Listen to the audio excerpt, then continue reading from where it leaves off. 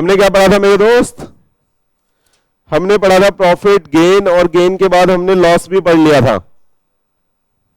Loss पढ़ाने की जरूरत है? अरे लॉस पढ़ाने की जरूरत है क्या? हम चैप्टर पढ़ रहे हैं, चैप्टर नंबर 2, जिसका नाम क्या है? बेसिक अकाउंटिंग, है ना? लॉस पढ़ाने की जरूरत है? लॉस बोलो, पढ़ा देता हूं अगर किसी को चाहिए तो। लॉस का मतलब क्या होता है? Excess of total expense over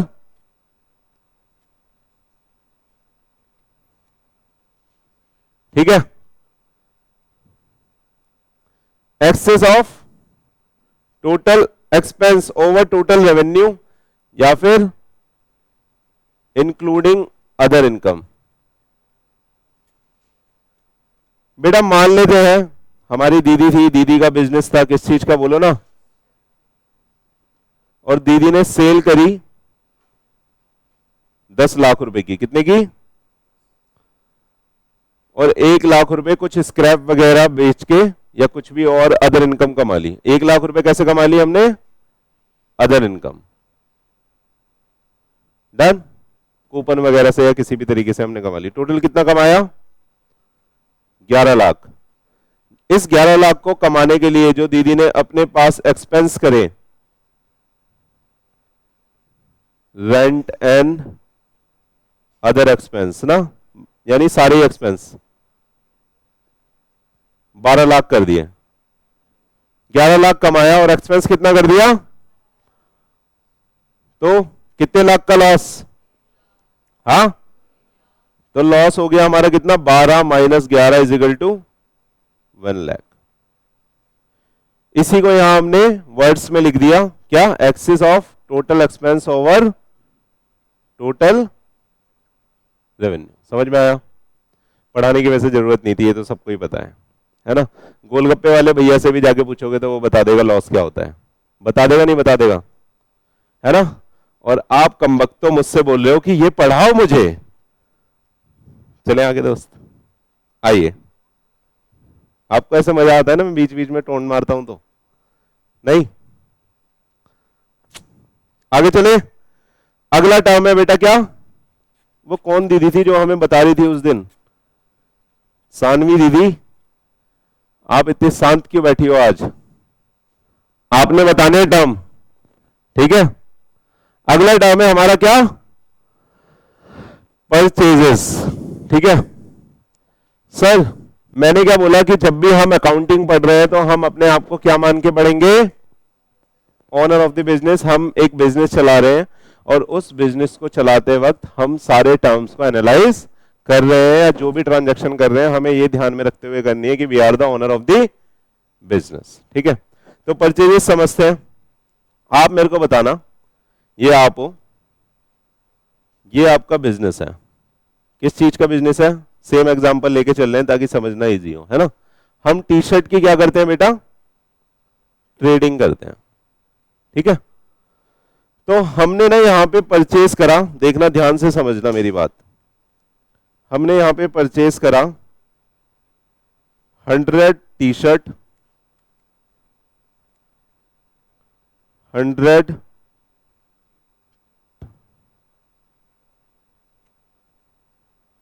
trouser लिखना चाह रहा हूं मैं यार,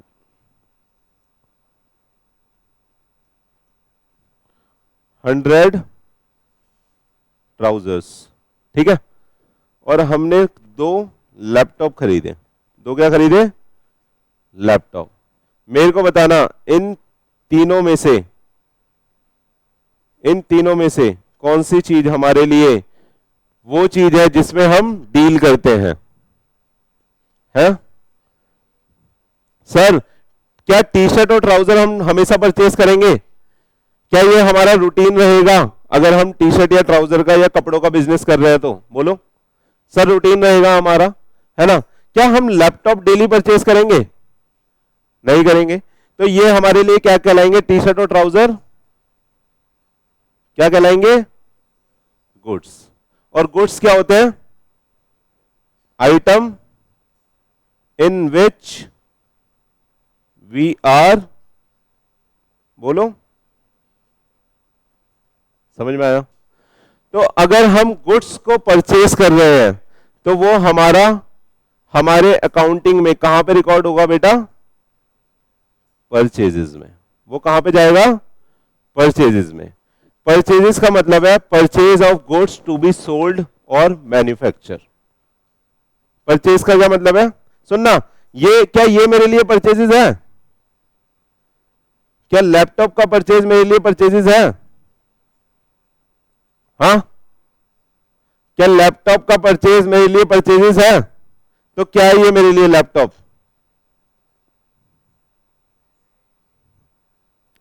टेंजिबल एसेट। ये मेरे लिए क्या है? Non current asset. और इसमें भी अगर मैं इसे फर्दर क्लासिफाई करना चाहूं तो ये है, रिवाइज नहीं करा दीदी आपने इसका मतलब, ठीक है? मैं ये ब्रैकेट में लिखने वाला था, मैंने वहां लिख दिया। ठीक है दोस्त, समझ में आया? तो अगर हम ऐसी चीज खरीद रहे हैं, सुनना, जिसमें हम डील नहीं कर रहे, वो हमारे परचेजेस में नहीं जाएगा। ठीक है? परचेजेस का मतलब है उस गुड्स को खरीदना जिसमें हम डील कर रहे हैं। तो अगर मैं आगे भी अभी आपको पढ़ाऊंगा, जनरल एंट्री पढ़ाऊंगा या लेजर वगैरह पढ़ाऊंगा, तो जिसमें अपन डील करते हैं ना, उसके अगर हम उसे खरीद रहे हैं तो हम उसके लिए परचेजेस अकाउंट बनाएंगे। कौन सा अकाउंट बनाएंगे? समझ में आ रहा है? लिखो फिर, परचेज ऑफ गुड्स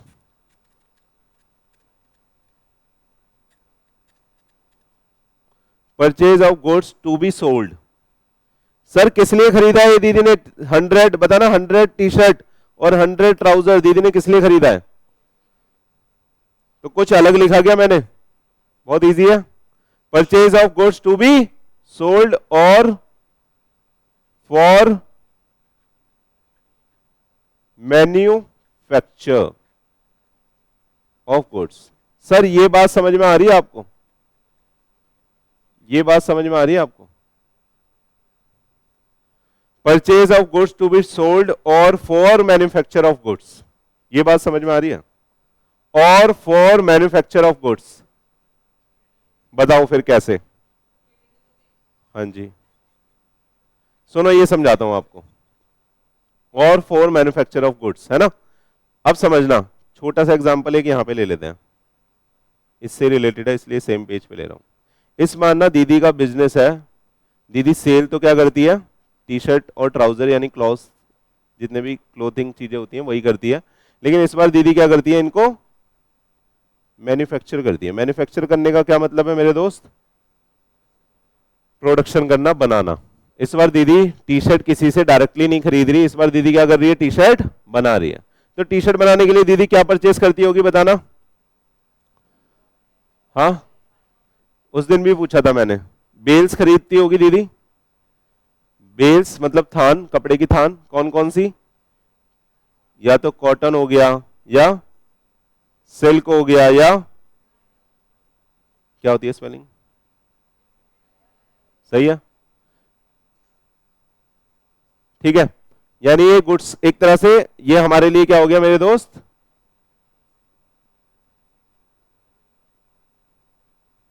आ रहा है? आ रहा है बेटा? क्या हो गया ये मेरे लिए? Raw material. तो किसी भी तरह का अगर हम रॉ मटेरियल भी खरीद रहे हैं तो वो कहां पे जाएगा मेरे दोस्त? उसे भी हम क्या बोलेंगे? उसे भी हम क्या बोलेंगे? परचेजेस। आ रहा है? आ रहा है? बुक में भी परचेजेस लिखा है ना? जिसमें हम डील करते हैं, अगर हम वो चीज खरीद रहे हैं तो वो किस में जाएगी? परचेजेस में। उसको अपन क्या बोलेंगे? परचेजेस। और अगर हम उसका अकाउंट भी बनाएंगे तो हम उस गुड्स के नाम से नहीं बनाएंगे। जैसे हम, मैडम नींद क्यों आ रही है आपको? हम उस गुड्स के नाम से नहीं बनाएंगे, हम किसके नाम से बनाएंगे?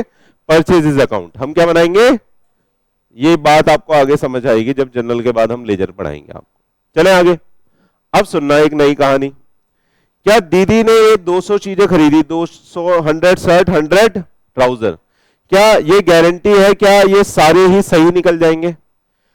सर ऐसा भी हो सकता है कि there is a need of return of the goods, कि हमें गुड्स क्या करना पड़े, रिटर्न करना पड़े। मान लेते हैं सर इसमें से ना 10 आर्टिकल खराब निकल गए। सर 10 आर्टिकल कैसे निकल गए, खराब। ठीक है, तो हमें क्या करना पड़ा इसको, ये 10 आर्टिकल है सर, ये 10 आर्टिकल हमारे खराब निकल गए, हमें इसे क्या करना पड़ा, रिटर्न करना पड़ा। डन।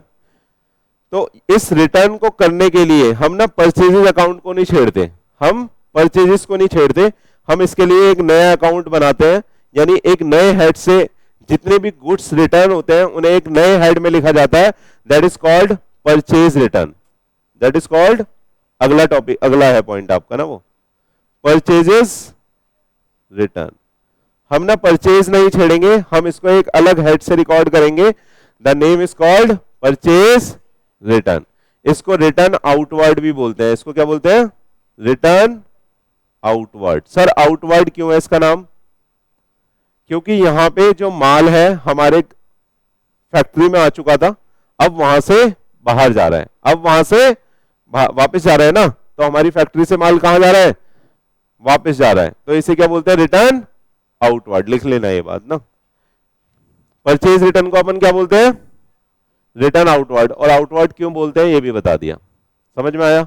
लेकिन अगर लैपटॉप वापस करेंगे तो क्या वो भी परचेज रिटर्न में आएगा, अरे किसी को ये कंफ्यूजन तो नहीं हो रही मेरे दोस्त, अगर हम लैपटॉप वापस करेंगे तो क्या वो भी परचेज रिटर्न में आएगा, आंसर इज नो, उसमें वो असेट से ही माइनस होगा, तो वहां पे टेंजिबल असेट ही हमारी कम होगी।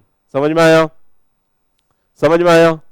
अब मेरे को एक बात बताना, अगर कोई चेयर बेचने वाला है, वो बहुत सारी चेयर खरीद रहा है, तो जब वो चेयर खरीदेगा तो वो किस अकाउंट में लिखेगा इसको, परचेजेस अकाउंट में। और अगर उसमें से कुछ चेयर डिफेक्टिव निकल गई और उन्हें वो वापस कर रहा है तो वो उसे किस में लिखेगा, हाँ, परचेज रिटर्न अकाउंट में।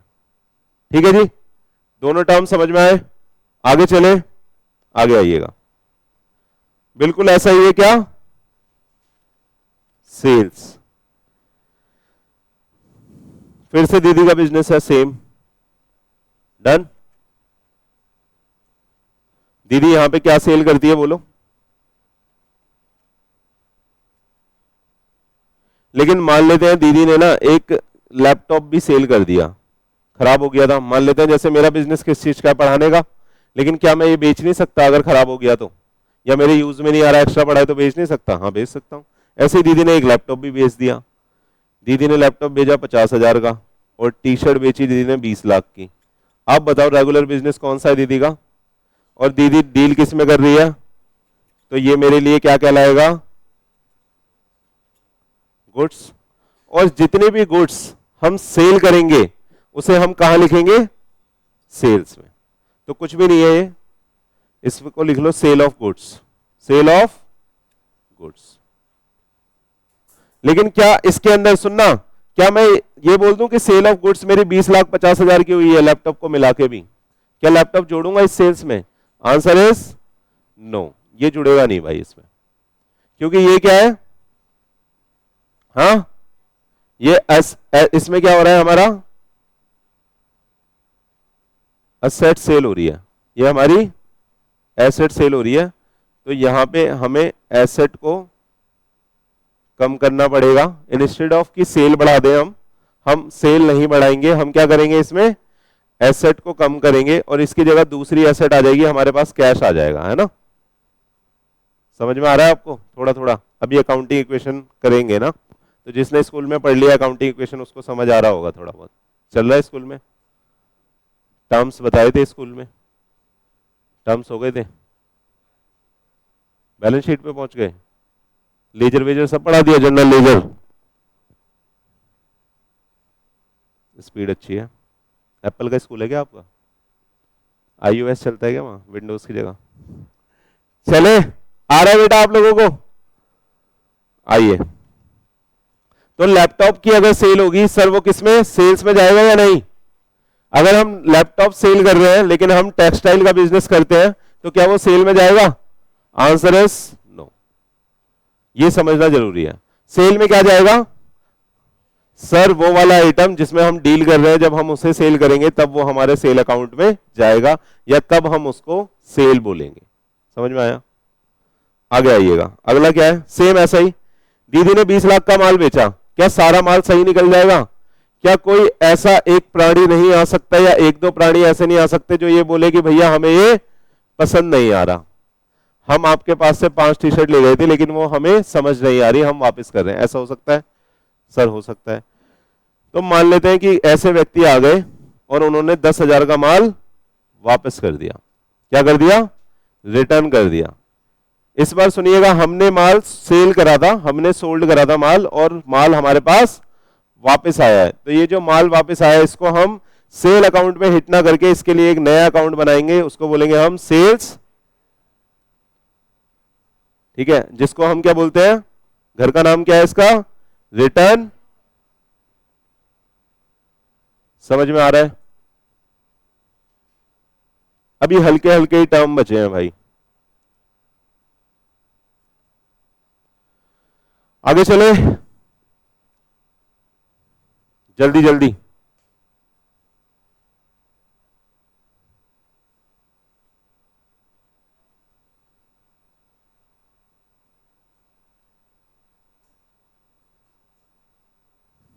कोने वाला ना रिकॉर्डिंग में ठीक से नहीं आ रहा, इस कोने में लिखना नहीं है यानी मुझे। चले ब्रो, आइएगा।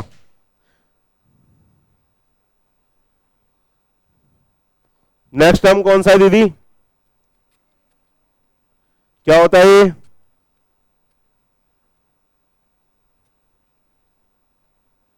ये तो नाम से ही पता चल रहा है क्या है, क्या है सर ये?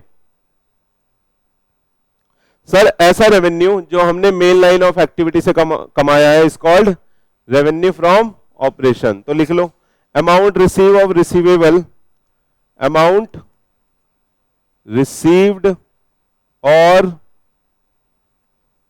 Receivable from sale of goods and services, from sale of goods and और सर्विसेज और बोथ। आ रहा है या नहीं आ रहा? ठीक है जी।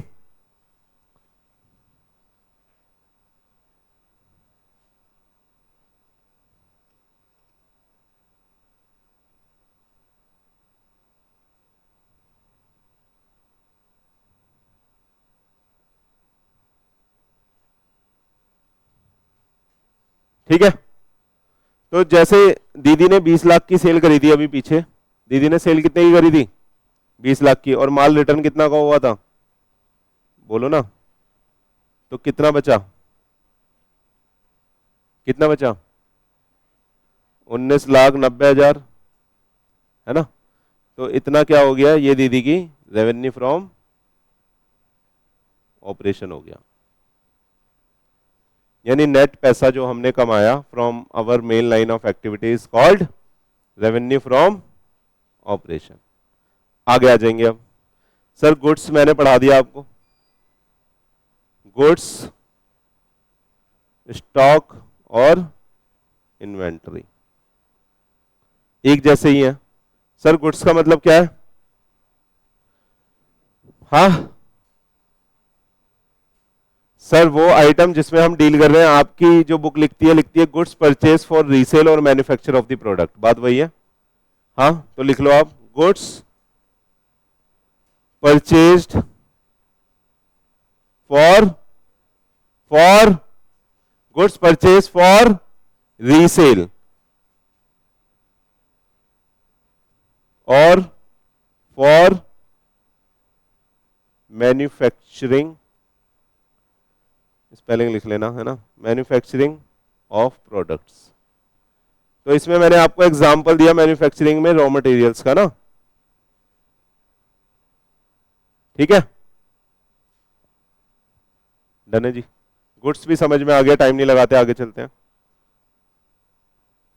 अब सुनना, एक एग्जांपल देता हूं, उससे स्टॉक और इन्वेंट्री को समझना, ठीक है भाई। आपका नाम? धैर्य, बढ़िया है, पेशेंस है ना, बढ़िया नाम है। हमारे धैर्य भाई ने एक बिजनेस स्टार्ट करा, किसका?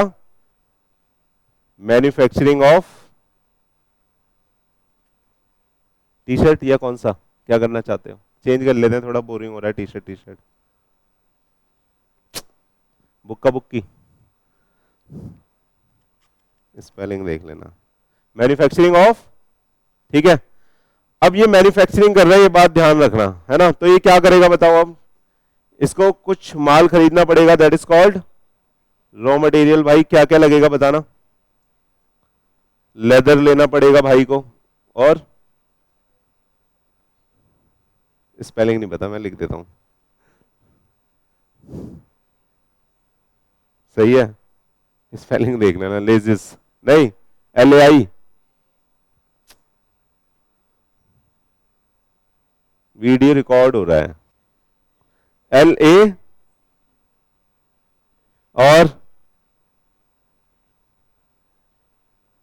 और क्या लेना पड़ेगा भाई? रॉ मटेरियल में कुछ टेक्सटाइल मटेरियल भी लेना पड़ेगा ना, सारे जूते लेदर के नहीं होते ना, कुछ कपड़ों के भी होते हैं, है ना। MESS, ME, और कुछ और टेक्सटाइल मान लेते हैं, ये लेना पड़ेगा। ये सारा क्या कहलाएगा? हमारा रॉ मटेरियल। अब ये जो रॉ मटेरियल है, ये कहां पे ले जाएगा रॉ मटेरियल को? ऐसे करके जादू करेगा और जूता बन जाएगा। तो क्या करेगा सर? ये फैक्ट्री में ले जाएगा, फैक्ट्री में मशीन के ऊपर ये ऑपरेट होगा, तो हम इसको बोलेंगे, सुनना, इसको प्योर रॉ मटेरियल बोल दिया, इसको क्या बोल दिया? Raw material. और इसको बोलेंगे हम, जो सुनिएगा, अगर हम 31 मार्च को कैलकुलेट कर रहे हैं कि हमारे पास कितना स्टॉक है, कितना, तो हम उस दिन देखेंगे कि कितना माल हमारा कहां पे है? वर्क इन प्रोग्रेस में, ठीक है। सर उस दिन कुछ रॉ मटेरियल भी आया होगा, कुछ माल ऐसा भी होगा जो मशीन पे चल रहा होगा, और सर कुछ माल ऐसा भी होगा जो बन चुका होगा, उसे क्या बोलेंगे? जो रेडी है, विच इज रेडी शूज, जो बन चुके हैं, सही है। अरे किसी भी फैक्ट्री में होगा ना ऐसा। मान लेते हैं कि भाई ने रॉ मटेरियल खरीदा 2 लाख का, और जो WIP है हमारा, जो माल अभी रनिंग है, जो चल रहा है फैक्ट्री में, वो हमारे पास कितना है? 3 लाख का, और जो फिनिश गुड्स पड़े हैं हमारे पास वो है 10 लाख के, ठीक है। तो टोटल स्टॉक 31 मार्च का कितना है बताना? 31 मार्च का जो स्टॉक है वो कितना है बोलो? सर रॉ मटेरियल कितने का? 2 लाख, WIP बोलते हैं बेटा इसको ना हमारी लैंग्वेज में, वर्क इन, ठीक है, वो कितना? और फिनिश गुड्स कितने? टोटल स्टॉक कितना? समझ में आया? तो ये 15 का 15 लाख क्या कहलाएगा हमारा? क्या कहलाएगा हमारा? तो सर ये वो वाले गुड्स हैं विच इज अभी, जो अभी सेल नहीं हुए, जो हमारे गोदाम में लाए कर रहे हैं, which is remaining to be sold, ठीक है। तो स्टॉक में आप लिख सकते हैं द गुड्स रिमेनिंग अनसोल्ड। अब वो गुड्स भी 3 तरह के हैं, कौन कौन से? रॉ मटेरियल, बोलो ना, रॉ मटेरियल भी हो सकता है, वो WIP भी हो सकता है, और फिनिश गुड्स भी हो सकता है। रॉ मटेरियल का मतलब जो कच्चा माल है, WIP का मतलब जो वर्क इन प्रोग्रेस है, और फिनिश गुड्स का मतलब जो बिल्कुल रेडी टू सेल है, ठीक है। तो स्टॉक का मतलब क्या आया बेटा बोलो? गुड्स रिमेनिंग, बोलो, अनसोल्ड, यानी जो माल पड़ा हुआ है, जो माल पड़ा हुआ है हमारे गोदाम में, जो माल हमारे गोदाम में रखा हुआ है, जो माल अभी हमने बेचा नहीं है, हमने अपने गोदाम में रखा हुआ है। अब सुनना, ये जो माल है बेटा, ये किसी भी दिन रखा हो सकता है। जैसे मैंने आपको पीरियोडिसिटी कंसेप्ट के हिसाब से बताया कि हम जो अकाउंटिंग करते हैं वो कैसे करते हैं? Financial year wise. अरे बोलो ना, कैसे करते हैं accounting? Financial year wise, which is कहां से स्टार्ट होता है? 1 अप्रैल मान लेते हैं 25 से स्टार्ट होगा, तो खत्म कब होगा दोस्त? 1 साल। जो स्टॉक हमारा यहां पे लाई कर रहा है, सुनना ध्यान से, वो 3 कैटेगरी का हो सकता है। कौन कौन सा? रॉ मटेरियल,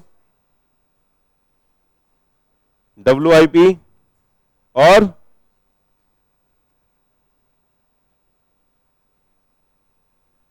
ठीक है, और स्टॉक यहां पे भी लाई करेगा। कर तो किसी भी दिन सकता है, आप किसी भी दिन का चेक कर सकते हो, लेकिन मैं आपको टर्म सिखा रहा हूं तो इसलिए मैंने 1 अप्रैल लिया और 31 मार्च लिया। देखिएगा यहां पे भी रॉ मटेरियल होगा, बोलो ना, अरे समझ आ रहा है, WIP होगा और फिनिश्ड गुड्स होगा। अभी यहां का तो एग्जांपल दिया, यहां पे कितना पड़ा है? 15 लाख। क्या ओपनिंग में, मतलब जब हमने 1 अप्रैल को धंधा स्टार्ट करा था तब भी 15 लाख ही होगा?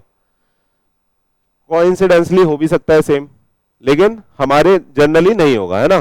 तो मान लेते हैं यहां पे हमारा 5 लाख का माल पड़ा था, फिर 15 ही लिख दिया मैंने। कितना पड़ा था मेरे दोस्त? 5 लाख का।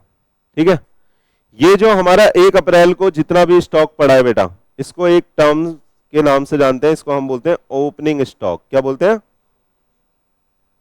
और जो मेरा 31 मार्च को स्टॉक पड़ा है ये वाला, इसको बोलते हैं क्या? मैं भाई टर्म सिखा रहा हूं अभी आपको, ठीक है। इसको क्या बोलते हैं? समझ में आया? समझ में आया। और स्टॉक कितनी तरह का हो सकता है? बोलो ना यार, अरे बोलो ना। हाँ, देखना बुक में यही सब लिखा हुआ है क्या? सर यही सब ड्रामेबाजी लिखी हुई है क्या बुक में?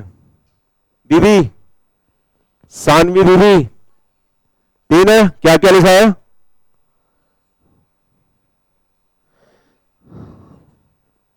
तो सर इसका घर का नाम क्या है? This is more scientific name, inventory. Same है, मतलब क्या है? बिल्कुल सेम है। आ रहा है? सबको समझा दिया क्या? आ रहा है बेटा? चले, बोरिंग तो नहीं हो रहा? आइए। हो कैसे जाएगा बोरिंग, आप विकास सर की क्लास में बैठे हो दोस्त। अगला, अभी तो थ्योरी चल रही है, प्रैक्टिकल करेंगे तो और मजा आएगा, है ना। थ्योरी में तो थोड़ा हो जाता है। चले अगला बताना टर्म दीदी। अब मेरा आपसे एक क्वेश्चन है, इसको पढ़ाने से पहले, सही लिखा है ना भाई? 3 चीज एक साथ पढ़ाऊंगा मैं, ट्रेड रिसीवेबल, और इसमें है ना कुछ अंदर डेटर और बिल्स रिसीवेबल। एक है हमारा, ये तो पता है आपको कौन होता है, और क्या है? ये पता है बेटा बिल्स रिसीवेबल क्या होते हैं? क्या होते हैं? वो पढ़ा रहे थे, मतलब मैंने पढ़ा नहीं, इसका मतलब तो यही है। मन में कहाँ लगता है स्कूल में, है ना।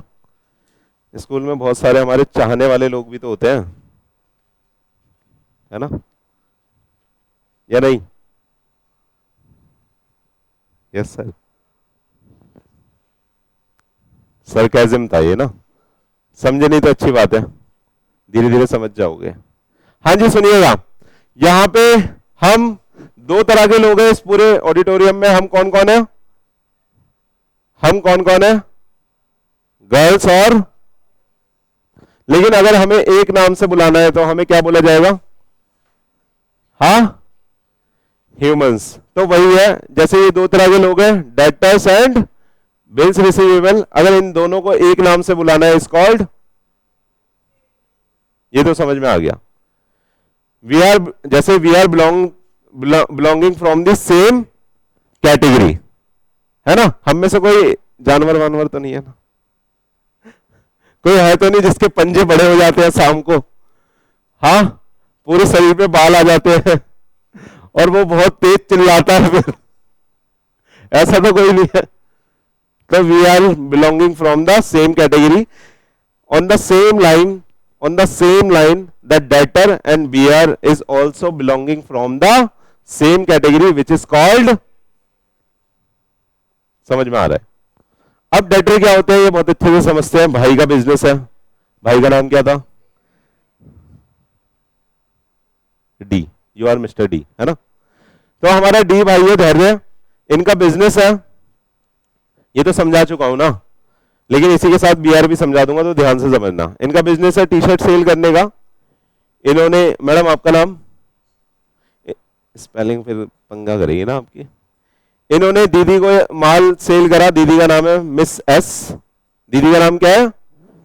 Miss S. मिस एस ने कुछ माल खरीदा, लेट्स सपोज कि 20 लाख रुपए का, लेकिन मिस एस ने ये बोला कि भाई सुन, तू माल तो दे रहा है अभी, लेकिन मेरे पास तेरे को देने के लिए पैसे नहीं है, तो तू मेरे को ना थोड़ा टाइम अलाउ कर दे, तू मेरे को ना 6 महीने का टाइम दे दे, और ये माल मेरे को कैसे दे दे? क्रेडिट पर। ये माल कैसे दे दे? दैट इज कॉल्ड देसी लैंग्वेज। समझ में आया? सर क्या ऐसी एक ही दीदी होगी इससे मांगने वाली इस तरह से? हाँ, ऐसे सर मार्केट में बहुत सारे लोग हो सकते हैं, और वैसे भी अगर ये दीदी को उधार दे देगा तो हम कौन सा इसको पैसा देने वाले हैं? हम भी तो यही बोलेंगे, भाई तूने दीदी को उधार दिया तो भाई हमें भी उधार दे, क्यों दोस्त? बोलेंगे ना। तो हमने भी बोला भाई हमें भी उधार दे दे माल। इसने दीदी को ना 20 लाख का माल दिया, हम सबको 1-1 लाख का। टोटल कितना हो गया बोलो? हाँ, 7 लाख हम हो गए, 20 लाख दीदी हो गई, टोटल उधारी ये 27 लाख इसको लेने हैं या देने हैं? तो अगर इसके बिजनेस के लिए एसेट है या लायबिलिटी? सर ये 27 लाख हमारे डी भाई को, हिंदी में लिख रहा हूं, लेने हैं। 27 लाख डी भाई को, तो ये 27 लाख, अब सुनना, ये डी भाई अगर हम सबको देखेगा तो हम, क्या हो गया भाई? अगर ये हम सबको देखेगा, इसको हमारे इंडिविजुअली नाम याद आएंगे या इसको अपने पैसे याद आएंगे? हमारी शक्ल देखते ही, इसको दीदी की शक्ल देखते ही तो तुरंत याद आ जाएंगे। क्यों भाई? बहुत मोटा लेके भागी हुई है दीदी, 20 लाख रुपए। तो जैसे ही दीदी का नाम भी सुनेगा तो कान खड़े हो जाएंगे एकदम से, और क्या बोलेगा दिमाग? इससे तो 20 लाख लेने हैं। तो ये सारे लोग collectively called as debtor. Debtor sir वो व्यक्ति है जिससे हमें पैसे लेने हैं। बीइंग ए बिजनेसमैन, अगर हमने किसी को उधार माल बेचा है तो उन जितने भी लोगों से हमें पैसा लेना है वो सारे लोग हमारे लिए क्या है?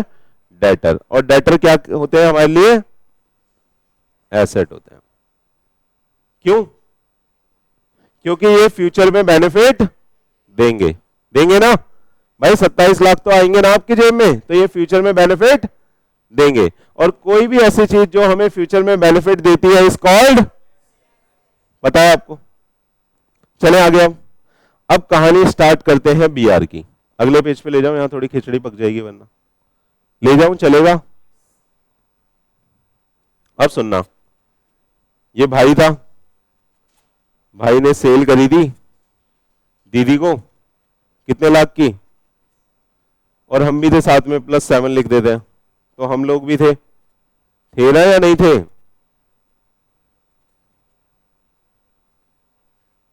ठीक है, हम लोग भी थे। डन। दीदी को इसने कितने समय का टाइम दिया था बताना? 6 महीने का। और हमें, हम कौन सा बच्चे हैं, हम भी बोलेंगे भाई 6 महीने का हमें भी दे, है ना। लेकिन सुनना, अरे बेटा सुनो, लेकिन ये बोलता है कि भाई मेरे को ना डाउट है, मेरे को आपके ऊपर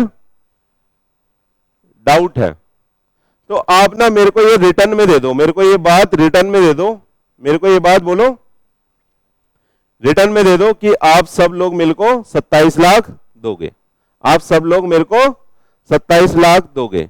तो इसके लिए ना बेटा मैं एक इंस्ट्रूमेंट का यूज करूंगा। इंस्ट्रूमेंट बोले तो कागज का टुकड़ा, आपका बजाने वाला गिटार नहीं। इंस्ट्रूमेंट बोले तो भाई हमारे यहां ना कॉमर्स में इंस्ट्रूमेंट का मतलब कोई कागज का टुकड़ा होता है जिसमें बहुत ज्यादा दम होता है। जैसे कि money, money is also a instrument, है ना, इंस्ट्रूमेंट है ना। चेक का नाम सुना है आपने? चेक का, तो हम इस रूप में चेक भी दे सकते हैं कि हम ना 6 महीने की बाद की डेट डाल देंगे उस पर। जैसे आज का तारीख है बताना, 17/4, लेकिन हमने इससे 6 महीने का उधार मांगा है, तो वो कब हो जाएगा? 16 अक्टूबर 26। डन। तो हमने एक चेक लिखा और उस चेक पे अमाउंट लिख दी 27 लाख रुपए। मैं सबका एग्जांपल ले रहा हूं, अगर सब इंडिविजुअली देंगे, वैसे 20 लाख का दीदी देगी, 1 लाख का हम देंगे। डन। तो ये हमने लिख के, और यहां पे जो हमने डेट डाली, डेट यही होती है वैसे ना, हमने जो डेट डाली इस पे 16/10/26 की डाल दी। क्या ये 16/10/26 से पहले पैसे ले सकता है? हाँ, लेकिन क्या अब अगर इसके हाथ में चेक आ गया तो एक तरह की गारंटी आ गई कि पैसे तो मिलेंगे, वरना ये हम पे चेक बाउंसिंग का केस फाइल कर सकता है। हो जाता है, एक केस हो जाता है ना, मैं आपको बताऊंगा ये सब चीजें भी आगे ना। तो इसी चेक का जो दूसरा नाम है वो क्या है? एक तरह का बीआर। ठीक है, इसी चेक को हम एक तरह का दूसरा इंस्ट्रूमेंट होता है, लेकिन मैं आपको अभी चेक से रिलेट करके वो पढ़ाना चाह रहा हूं, है ना। इसी तरह का एक और इंस्ट्रूमेंट होता है जिसको हम क्या बोलते हैं? बिल्स। बोलो ना, रिसीवेबल। सुनना, इधर देखना। ठीक है, इस पे हम क्या करते हैं? हम ना गारंटी देते हैं। हम इस पे लिखते हैं I give a guarantee to pay इतना sum of money on this date to this one, यानी डी। ठीक है, समझ में आ गया? तो वो एक तरह की लैंग्वेज बन जाती है कि हम ये रिटर्न में दे रहे हैं कि हम इतनी तारीख को इसको इतना इतना पैसा देंगे। तो ये क्या कहलाता है? ये वाला इंस्ट्रूमेंट, बोलो, बिल्स रिसीवेबल। लेकिन सुनना, 1 मिनट इधर आना। मानते हैं कि 27 लाख में से इसने 20 लाख वाली दीदी से गारंटी ले ली, तो 7 लाख वाले लोग क्या कहलाएंगे? ये नॉर्मल डेटर। और ये दीदी जो 20 लाख वाली थी वो क्या हो गई? अब डेटर से कन्वर्ट हो गई किसमें? बीआर में। किसमें कन्वर्ट हो गई? बिल्स रिसीवेबल में। तो बस नाम चेंज हो जाएगा, उससे ये पता चल जाएगा कि इतने लोग हैं जिनसे मेरे पास गारंटी या एक इंस्ट्रूमेंट आ चुका है पैसों का। समझ में आया? तो डेटर ही एक तरह से कन्वर्ट होते हैं किसमें? बिल्स रिसीवेबल में। समझ में आया? समझ में आया? दोनों टर्म लिख लीजिएगा, सब कुछ लिखवा दूं अब। ट्रेड रिसीवेबल में लिखिएगा पहले, trade receivable, amount receivable against sale of goods or services और both. Amount receivable against sale of goods, trade receivable, amount receivable against sale of goods and और सर्विसेज और बोथ, एंड और services और both. आ रहे? किसी को कोई कंफ्यूजन? क्लियर है? सबको क्लियर है दोस्त? मैडम पक्का? चलो, डेटर में लिखिएगा ए पर्सन और एंटिटी। हम सब कौन थे? पर्सन थे ना? पर्सन थे। कोई एंटिटी भी खरीद सकती है इससे, भाई से माल जाके। कोई कंपनी भी जा सकती है कि भाई मेरे को 20 लाख का माल दे दे, तो उसे एंटिटी बोल देंगे। तो ये क्या है? या तो ये कोई पर्सन है या ये क्या है? एंटिटी है। तो लिख लेना, मैं लिख नहीं रहा, मैं बोल रहा हूं, आप लिख लेना। ए पर्सन और entity to whom goods are sold, goods or services और both are sold or rendered on credit. A person or entity to whom the goods are sold on credit. A person or entity to whom goods are sold on credit. या फिर आप यहां पे services को भी add कर सकते हो, and services rendered on credit, है ना? किसने बोला है? अगर बेटा कैश दे दोगे तो फिर वो डेटर नहीं रहेगा। मान लेते हैं यहां पे 27 लाख का धंधा हुआ, इसमें से 7 लाख वाले लोगों ने कैश दे दिया, तो क्या मेरे को 7 से कोई लेना देना है? फिर नहीं, तो वो डेटर नहीं होंगे, उसके बदले हमारे पास कैश आ जाएगा। हमने कैश दिया है किसी को, हम कैश क्यों देंगे किसी को उधार, तो वो लोन हो जाएगा, वो हमारा लोन गिवन हो जाएगा या हमारी इन्वेस्टमेंट हो जाएगी। ठीक है, अभी आपने ज्यादा दिमाग नहीं लगाना, अभी बस जो टर्म मैं समझा रहा हूं वो सीखना है, धीरे धीरे आप सब कुछ सीख जाओगे। ठीक है, चले बेटा, आया डेटर लिख लिया, बी आर लिखिएगा, एक्सेप्टेंस, बी आर लिखिएगा, acceptance of bills of exchange, acceptance of bills of exchange received from a debtor। क्या दीदी ने एक्सेप्टेंस दी थी रिटर्न में? हाँ, तो जो ये इंस्ट्रूमेंट है ना, इसको बिल्स ऑफ एक्सचेंज बोलते हैं। आपके में है वैसे बिल्स ऑफ एक्सचेंज? 11th में से कट गया है वैसे ना, किसी किसी की बुक में हो भी सकता है, किसी की बुक में नहीं भी हो सकता। नहीं है बिल्स ऑफ एक्सचेंज, पहले पढ़ाया करता था मैं, अब आपके सिलेबस में है नहीं वो, क्योंकि ऑनलाइन ट्रांजैक्शन चलती है, चेक वगैरह चलते हैं ना। ये बहुत पुराने इंस्ट्रूमेंट होते थे, वो आपको समझाना भी कॉम्प्लिकेटेड है, तो इसलिए मैंने चेक से ही समझाया आपको। समझ में आया बेटा? ये समझ में आया? डेफिनेशन समझ में आ रही है बिल्स रिसीवेबल की? Acceptance of a bills of exchange receive from A debtor, समझ में आ रही है? ऐसा तो नहीं है कि मैंने रटवाई है या मैंने सिर्फ लिखवा दी है, सबको पल्ले पड़ रही है कि क्यों लिखी है ये। चले आगे, आइए अब इसका बिल्कुल रेप्लिका है, मतलब इसका अपोजिट भाई है, जिसको हम क्या बोलते हैं सर? इसमें भी वही सेम कंसेप्ट है कि आप ह्यूमंस हो और इसके दो कैटेगरी है, वन इज क्रेडिटर्स और अनदर वन बिल्स पेबल। अब यहां पे कहानी उल्टी है, पी ए वाई ए है ना, ठीक करो या ठीक है, समझ में आ रहा है? P A Y A payable, ठीक है। यहां पे कहानी थोड़ी सी मिरर इमेज हो जाती है, मतलब हमने क्या करा था पहले, माल, हमारे भाई ने माल क्या करा था बोलो, सेल करा था ना, है ना, टी शर्ट का बिजनेस है, तो पिछले एग्जाम्पल ने भाई ने क्या करा था, माल आगे सेल करा था, किसको? दीदी को। इस बार भाई ने माल सेल नहीं करा, इस बार भाई ने माल क्या करा है, परचेज करा है, और दीदी के अच्छे दिन आ चुके हैं। इस बार भाई ने क्या करा है, माल परचेज करा है, और भाई ने बोला है दीदी सुन सुन सुन, ये जो तूने 20 लाख का माल मेरे को दिया है ना, मेरे पास अभी पैसे नहीं है, तो ना मेरे को ना क्रेडिट पे दे दो ये माल 6 महीने के, मैं ना आपको पैसे दे दूंगा। हम कौन है, हम किसके पॉइंट ऑफ व्यू से एनालाइज कर रहे हैं? ऑनर कौन है? डी, और डी ने क्या करा है, माल परचेज करा है, माल हमारे बिजनेस में आ गया, यहां पे 20 लाख का माल आ गया, क्या पैसे दे दिए मैंने? क्या पैसे दे दिए? कब दूंगा?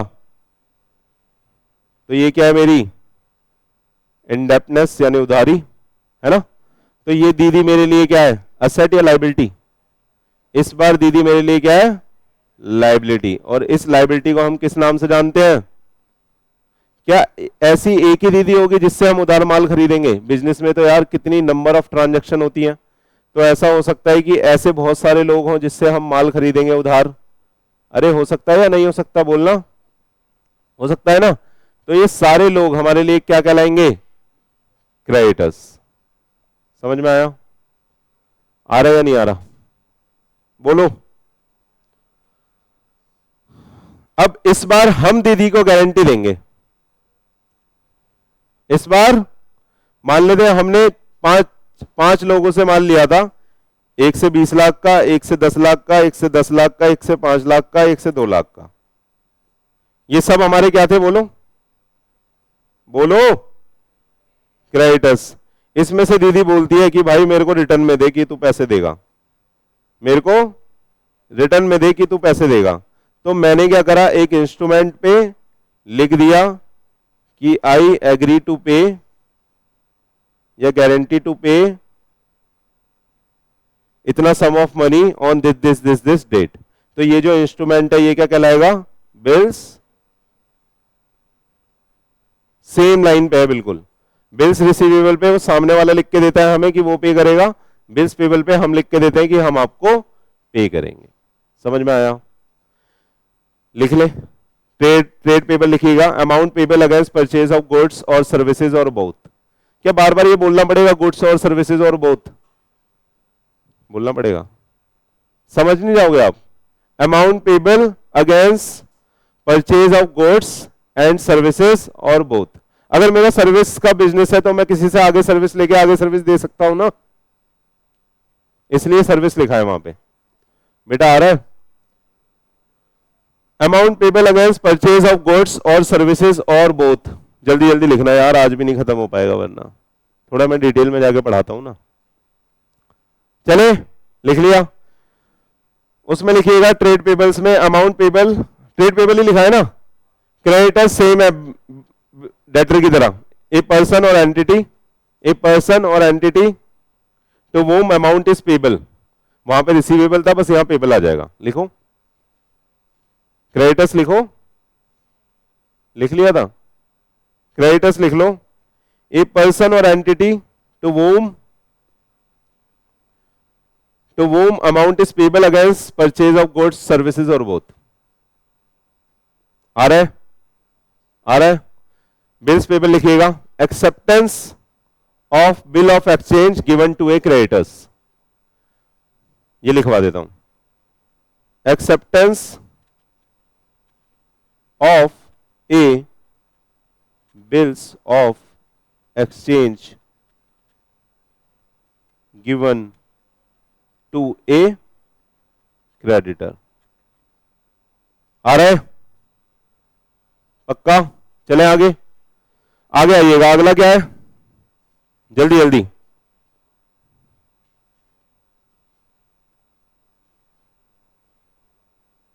अभी मैंने एक एग्जांपल लिया था, उसमें हम क्या कर रहे थे, मैन्युफैक्चर कर रहे थे ना। मानवी दीदी थी हमारी,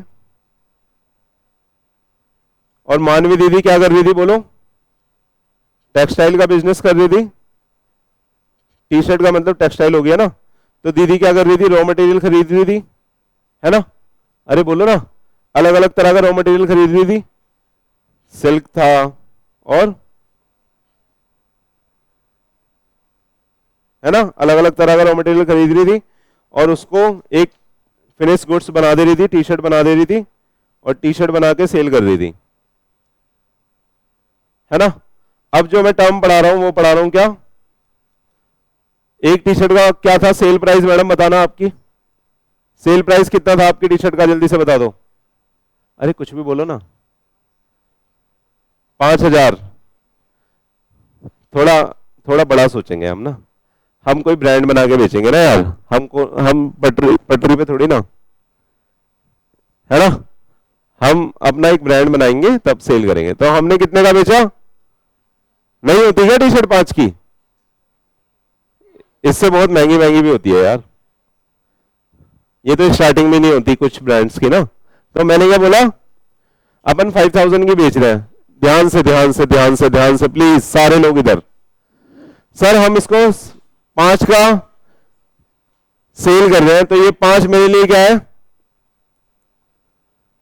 ये 5 मेरे लिए क्या है? इस प्रोडक्ट का क्या है ये मेरे लिए?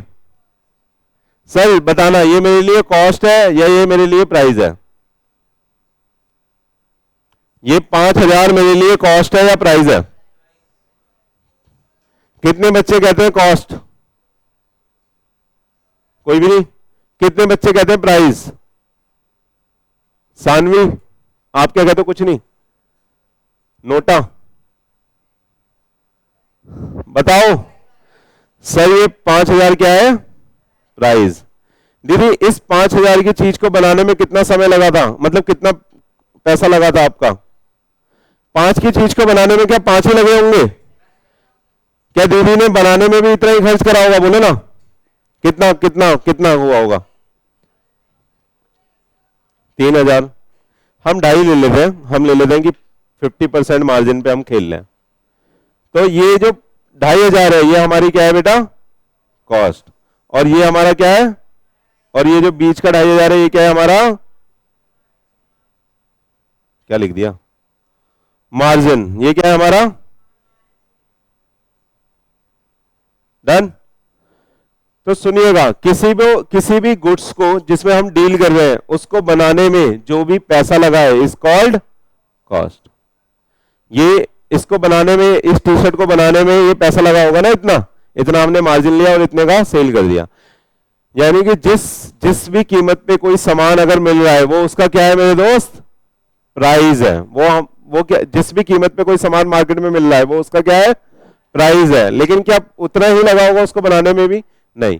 तो कॉस्ट क्या है, किसी भी चीज को बनाने की कॉस्ट, यानी किसी भी चीज को बनाने की लागत। लिखिएगा, एक्सपेंसेस ऑन परचेजिंग एंड और manufacturing of goods. Expenses on purchasing, अगर हम खरीद के, ये क्या हो गया, कहां चला गया, अगर हम खरीद के बेच रहे हैं तो यहीं थे। एक्सपेंसेस ऑन परचेजिंग, अगर हम खरीद के बेच रहे हैं, मान लो दीदी खरीद के बेच रही होती तो, अरे इस बार हम बना नहीं रहे, इस बार हम टी शर्ट खरीदते हैं और टी शर्ट ही बेच देते हैं, तो तब फिर क्या 5 के खरीद के 5 के बेच देगी दीदी, मार्जिन थोड़े कम हो जाएंगे। हो सकता है दीदी 4 की खरीद ले, क्योंकि जो बनाने की लागत 2.5 आ रही है, तो जो बेच रहा है बना के वो भी कुछ कमाएगा, तो वो हो सकता है 3 पे बेच दे, 4 पे बेच दे, 4.5 पे बेच दे। तो दीदी 4 की लाएगी और 5 की बेचेगी, तो उसे भी कॉस्ट ही बोलेंगे। अगर हम ट्रेड कर रहे हैं तो जितने में हम ला रहे हैं वो हमारी कॉस्ट है। समझ में आया? एक्सपेंसेस ऑन परचेजिंग एंड और मैन्युफैक्चरिंग, भाई मैं ऐसे लिख देता हूं मैन्युफैक्चरिंग ना, शॉर्ट में चलेगा। मैन्युफैक्चरिंग गुड्स, कॉस्ट समझ में आया सबको? अरे कॉस्ट समझ में आया? अगला आइए, अगला है बेटा, मैडम क्या है अगला? सानवी दीदी सो रही हो क्या आप आज? आपको हमने एक जिम्मेदारी दी है, आपसे वो निभाई नहीं जा रही, गलत बात है। बताइए अगला। सर मैंने एक एग्जांपल दिया था जब मैंने आपको बिजनेस ट्रांजैक्शन पढ़ाई थी, उसमें दीदी की पिज्जा की शॉप थी ना, और जब हम पिज्जा की शॉप पे जाके पिज्जा खरीद रहे थे, हम 10,000 के पिज्जा लेके आए थे दीदी की शॉप से। बेटा इधर ना, हम 10,000 के पिज्जा लेके आए थे दीदी की शॉप से, तो हमने क्या दिया था दीदी को? हमने क्या दिया था दीदी को? यार हमने दीदी को पैसा दिया यानी कैश, और दीदी ने हमें क्या दिया? पिज्जा। दीदी ने हमें पिज्जा दिया 10,000 के, मान लेते हैं आप सबके लिए आए थे, डन है जी, 4 स्लाइसेस वाले हैं, चलेगा? डन।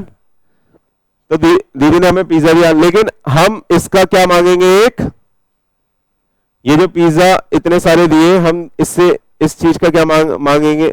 एक एविडेंस। क्या मांगेंगे? एविडेंस कि भाई हमने आपसे पिज्जा लिया था और हमने आपको इतने पैसे दिए थे, इसका क्या सबूत है? इसका क्या, बोलो? तो वो एविडेंस क्या है? बिल या फिर इनवॉइस। बिल या फिर इनवॉइस, तो वही होता है बेटा वाउचर। वाउचर लिखना, वाउचर में लिखो an evidence of transaction having taken place. बेटा समझ में आ रहा है ना? एन एविडेंस ऑफ ट्रांजैक्शन, जल्दी जल्दी, हैविंग टेकन प्लेस। भाई क्या सबूत है कि हमने आपसे 10 पिज्जा खरीदे थे? वो दीदी अगर मान लो कैमरे वैमरे नहीं लग रहे तो दीदी तो बोल सकती है कि आपने तो कैश दिया ही नहीं, आप तो लेके ही नहीं गए, आप झूठ बोल रहे हो, बोल सकती है ना? तो हम उसको क्या दिखाएंगे? बिल। अब वाउचर के भी ना बेटा दो टाइप है। एक क्या है? सोर्स वाउचर, लिखना सोर्स वाउचर, और एक है अकाउंटिंग वाउचर।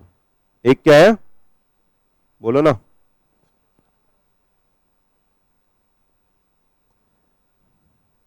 अब समझना, मैं ये समझा रहा हूं ना, वाउचर में भी पढ़ाऊंगा आपको दोबारा से। एविडेंस ऑफ ट्रांजैक्शन, ये इनवॉइस हो गया। ये इनवॉइस क्या मैंने जनरेट करा? क्या मैं तो पिज्जा लेने गया था, क्या मैंने जनरेट करा? किसने जनरेट करा? बोलो ना। दीदी ने, पिज्जा ओनर दीदी है। कौन सी दीदी बनी थी उस दिन पिज्जा ओनर? मनस्वी थी मेरे ख्याल से, है ना? आप ही थे एग्जाम्पल में ना। तो ये दीदी ने जनरेट करा। तो ये कहां से? मेरे बिजनेस के लिए, मान लेते हैं मैंने अपने एम्प्लॉयज को पिज्जा खिलाया, तो मेरे बिजनेस के लिए ये जो एविडेंस आया, क्या मैंने जनरेट करा? नहीं। तो ये कहां से आया? From its source. कहां से आया? From its source. तो ये जो बिल है, ये जो इनवॉइस है, ये क्या हो गया? Source voucher. ये क्या हो गया? समझ में आ रहा है? लेकिन सुनना, कुछ ट्रांजैक्शन ऐसी होती है जिसके ना आपको सोर्स वाउचर नहीं मिलेंगे। जैसे मान लेते हैं मैंने आप सबको बोला कि आज ना बेटा गुड़गांव में मेला लगा हुआ है और आप यहां से एक रिक्शे से उस मेले को देखने जाओ। मतलब रिक्शे से मैंने इसलिए भेजा क्योंकि बीच में ऐसे सैनिक व्यू है जो आपको अच्छे लगेंगे। तो क्या रिक्शे वाला हमें बिल देगा? हाँ, अभी भी हमारे इंडिया में बहुत सारी ट्रांजैक्शन ऐसी होती है जहां पे हमें उस चीज का बिल नहीं मिलता। दूध वाला आपको बिल देता है?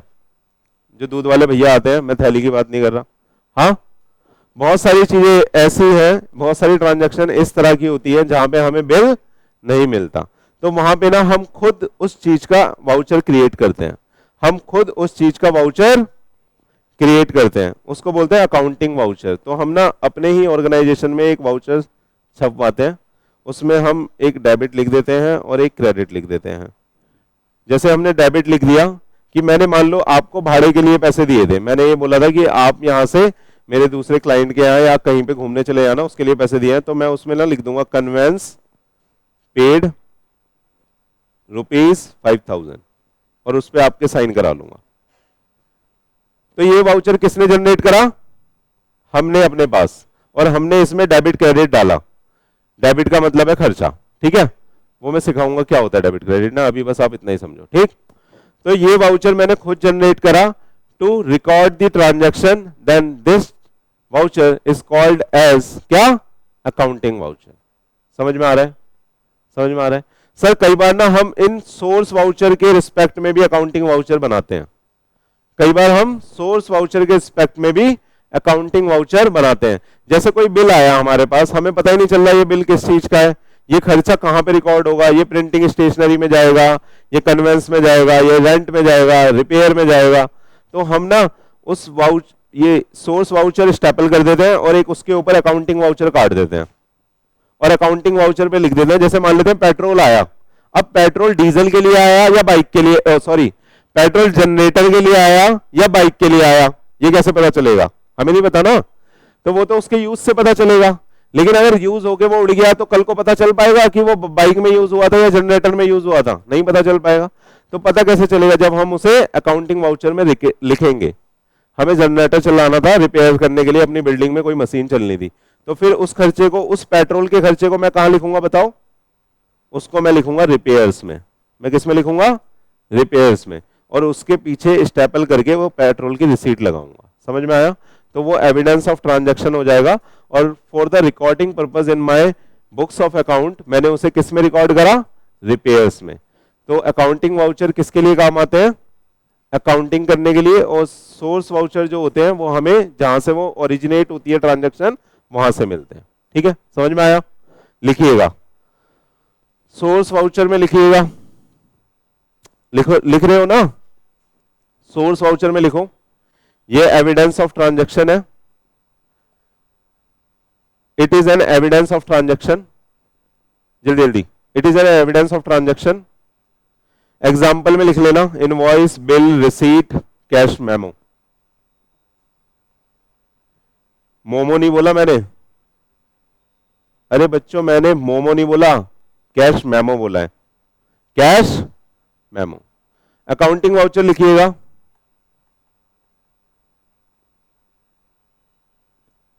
अकाउंटिंग वाउचर लिख रहे हो? बोलूं? It is prepared from source voucher showing the account heads. जैसे मैंने कौन सा अकाउंट हेड शो करा अपने वाले एग्जांपल में? कौन सा अकाउंटिंग हेड शो करा अपने वाले एग्जांपल में? रिपेयर। रिपेयर क्या है? मेरा अकाउंटिंग का हेड है कि वो जो पेट्रोल आया वो किस हेड में यूज हुआ। मतलब किस चीज के लिए यूज हुआ, तो मैंने क्या लिखा उसे, रिपेयर। समझ में आया? दोबारा बोलूं, अकाउंटिंग वाउचर दोबारा बोलूं क्या? हाँ, it is prepared from the source voucher showing the account heads debit and credit. कौन सा अकाउंट का हेड डेबिट हुआ है, कौन सा अकाउंट का हेड क्रेडिट हुआ है। डिटेल में भाई मैं आपको वाउचर चैप्टर में पढ़ाऊंगा ये सब, वाउचर का एक अलग से चैप्टर है आपके पास।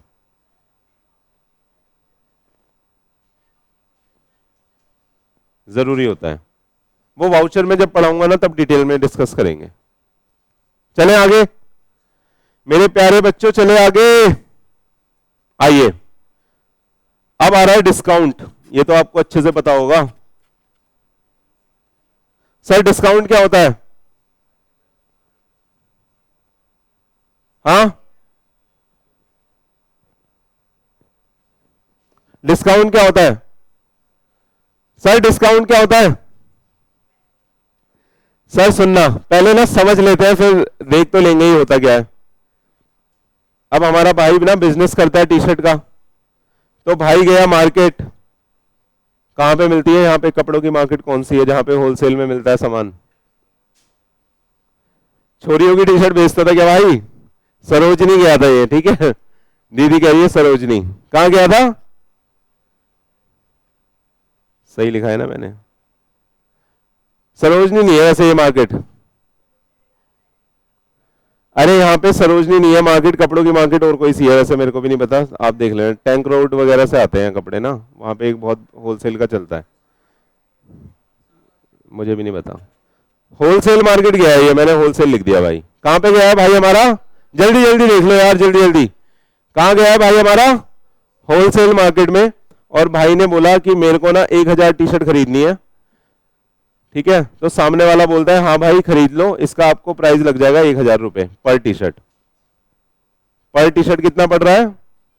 1000 रुपए। तो ये बोलता है कि भाई 1000 तो आपने मेरे को एमआरपी बताया है, लेकिन मैं तो यार बल्क में ले रहा हूं, तो मेरे को यार कोई डिस्काउंट दो भाई। डिस्काउंट मतलब सर प्राइस वाइस थोड़ा कम करो, प्राइस थोड़ा कम करो। तो समझ में आ गया, डिस्काउंट का मतलब है रिडक्शन इन द प्राइस, ठीक है। तो वो क्या बोलेगा, यार बल्क में अगर खरीद रहे हो तो रिगार्ड तो करेगा ही ना थोड़ा बहुत। तो वो बोलेगा चल भाई ठीक है, तेरे लिए 800, तेरे लिए 800। तो ये माल कितने का खरीदने वाला था बताना पहले? 10 लाख का। अब वो माल कितने का आ जाएगा? 8 लाख का। बीच का जो डिफरेंस है ये क्या कहलाएगा? लेकिन ये कौन सा डिस्काउंट है? ये कौन सा डिस्काउंट है? ये डिस्काउंट क्यों मिला, चलो ये बताओ। क्योंकि इसने बल्क में खरीदा माल, क्योंकि इसने माल बल्क में खरीदा। और बल्क में ये क्यों खरीद रहा है माल? क्योंकि इसको आगे ट्रेड करना है, तो इसलिए ये डिस्काउंट इज कॉल्ड। समझ में आया? सर कौन सा डिस्काउंट है ये? अब सुनना, इसकी बदतमीजी देखना। ये बोलता है सही है 8 लाख का माल दे दिया, लेकिन भाई मैं ना ये पैसे तेरे को 30 दिन में दे दूंगा। मैं ये पैसे कितने दिन में दे दूंगा? 30 दिन में दे दूंगा। तो भाई कहता है, यहां पे जो भाई सेल कर रहा है कहता है ओके। क्या बोलता है? ओके। लेकिन सुनना, जिस दिन ये माल लेके गया और ये श्योरिटी दे गया कि 30 दिन में पैसा दे दूंगा, उसके ही 3 दिन बाद इस भाई को पैसे की अर्जेंट नीड आ गई। इसकी क्या आ गई? लेकिन बताना, क्या ये अर्जेंट नीड में इससे पैसा मांगेगा तो ये दे देगा? ये बंदा पैसा दे देगा? अर्जेंट नीड में ये बंदा बोलो बोलो बोलो ये पैसा दे देगा? ये बोलेगा भाई मैंने तो 30 दिन बोला था भाई, मैं कहां से दूं, मेरे पास तो पैसा नहीं है। लेकिन अब इसको क्या करना पड़ेगा? इसको ये बोलना पड़ेगा कि 8 लाख देने हैं ना भाई, तो एक काम कर 10% कम दे दे, 10% कम दे दे, लेकिन अभी दे दे यार, मेरे को पैसे की बहुत ज्यादा जरूरत है, मैं तेरे को 10% का और डिस्काउंट दे रहा हूं। तो माल कितने का लाया था मेरा दोस्त? 8 का माल लाया था।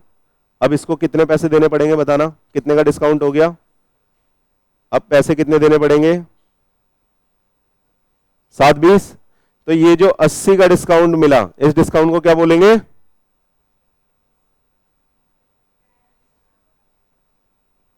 सर टोटल कैश हमें कितना देना था? उसमें से अब कितने का डिस्काउंट मिल गया, है ना। तो ये डिस्काउंट हमें उस पोर्शन में से मिला है जितना हमें कैश पे करना था। तो कैश पोर्शन का जो डिस्काउंट होगा इज कॉल्ड कैश डिस्काउंट। समझ में आया? लिखिएगा, डिस्काउंट का मतलब है रिडक्शन इन द प्राइस। लिखना है तो लिख लो, मैं जल्दी जल्दी बोल रहा हूं, आगे चल रहे हैं हम। ट्रेड डिस्काउंट का मतलब है reduction allowed in the value of the goods.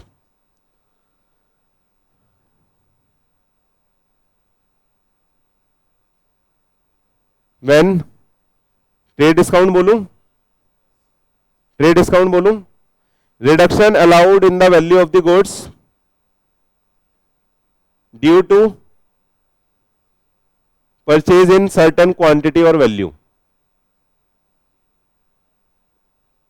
क्योंकि हम एक सर्टन क्वांटिटी या एक सर्टन वैल्यू का माल खरीद रहे हैं, जैसे 10 लाख, 20 लाख, 30 लाख, है ना, 50 लाख।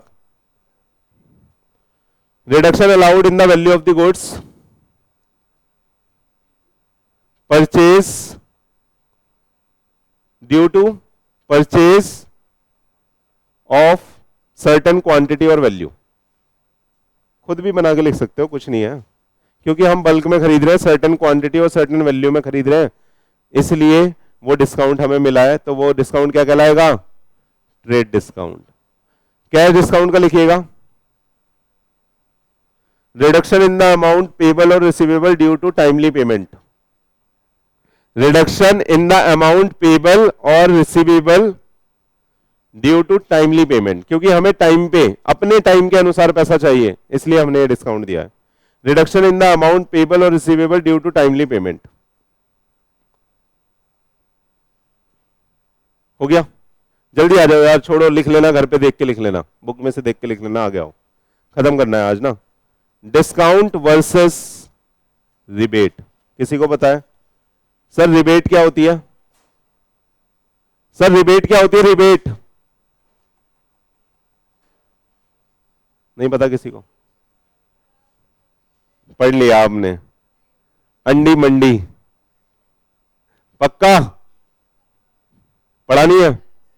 चलो बताओ फिर, एक मिनट, एक मिनट, एक मिनट। हाँ, कोई यार घर वालों के सामने वीडियो मत देखना प्लीज मेरी ना।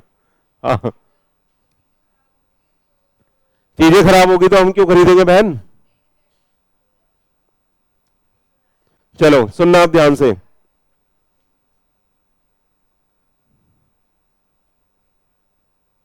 सुनना। भाई ने कितनी टी शर्ट खरीदी थी? 1000 टी शर्ट, 1000 रुपए के रेट से, 800 के रेट से लाया था ये ना, सॉरी, 1000 रेट दिया गया था, इसको कितना डिस्काउंट मिल गया था? 200 रुपए का ट्रेड डिस्काउंट मिल गया था, तो 800 का ये लेके आ गया था। डन है? 800 का ये लेके आया, लेकिन जब ये, सुनिएगा, जब पूरा 8 लाख का माल ये लेके आया, इसने देखा सर उसमें से ना कुछ जो टी शर्ट और जींस है वो थोड़ी खराब हो रही है। लेट्स सपोज कि 1 लाख का माल उसमें से थोड़ा सा कैसा है? पुअर क्वालिटी का है, पुअर क्वालिटी का आ गया, जो क्वालिटी प्रॉमिस की गई थी वो नहीं आया। ठीक है? तो ये क्या बोल रहा है? अब उसको फोन कर रहा है जिससे माल लाया, भाई देख तेरे से ये बात हुई थी कि तू इस वाली क्वालिटी का माल देगा, तूने ये बोला था कि सारा जो जितना भी माल मैंने खरीदा है वो हमारा नाइकी का कॉपी होगा, फर्स्ट कॉपी, लेकिन इसमें से तो कुछ टी शर्ट एडिडास की भी निकल रही है। कुछ भी हो सकता है ना? या उस क्वालिटी की नहीं निकल रही, तेरा जो नाइकी है उसकी स्पेलिंग ही गलत है, हमारे लिए तो डिफेक्टिव ही हो गया ना वो, तेरा नाइकी है भाई उसकी स्पेलिंग ही गलत है। ठीक है? तो हमने इसको फोन करा कि भाई तेरा जो 1 लाख का माल है ना वो हमारे हिसाब से सही नहीं है। अब इसके पास क्या ऑप्शन है? या तो ये माल वापस मंगा ले, लेकिन बीइंग ए बिजनेसमैन, बिजनेसमैन को क्या करना होता है? अपना हमेशा टाइम एफर्ट सेव करना होता है।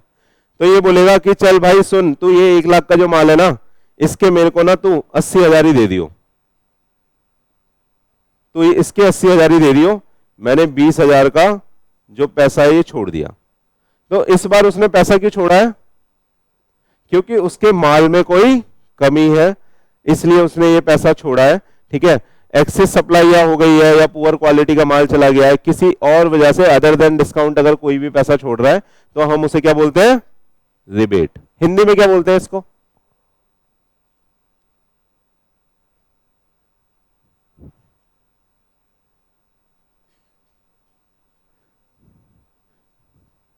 हिंदी में क्या बोलते हैं इसको, डिस्काउंट को क्या बोलते हैं?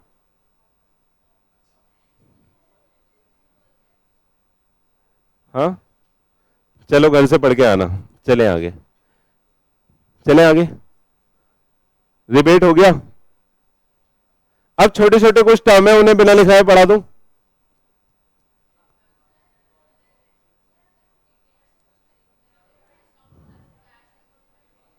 डिपेंड करता है कि अगर आप वो बल्क बल्क की वजह से दे रहे हो तो ट्रेड होगा, और अगर खरीदने के बाद पैसा तय हो गया, एक बार अमाउंट तय हो गई, उसके बाद दे रहे हो तो कैश।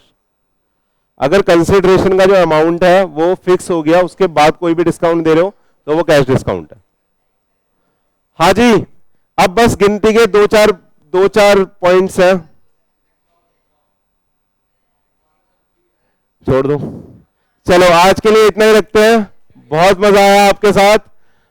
अब हम नेक्स्ट क्लास में बेटा अकाउंटिंग इक्वेशन चालू करेंगे। जो बाकी के टॉपिक्स हैं वो बहुत ही छोटे छोटे हैं, जैसे बैड डेट क्या होता है, बुक वैल्यू क्या होती है, बैलेंस शीट क्या होती है, क्रेडिट क्या होता है, डेबिट क्या होता है, डेप्रिसिएशन, इसका मैं थोड़ा सा शॉर्ट में उस दिन बता दूंगा, और फिर हम अकाउंटिंग इक्वेशन स्टार्ट करेंगे विच इज वेरी प्रैक्टिकल। तो आप स्केल विस्केल कैलकुलेटर तो आपके यहाँ यूज नहीं होता, तो अपना दिमाग लेके आना। और जिसको बीएसटी पढ़नी है अभी वो रुकेगा, बाकी सब मक्कार लोग जा सकते हैं। बहुत बहुत शुक्रिया, धन्यवाद, शब्बा खैर, बाय बाय।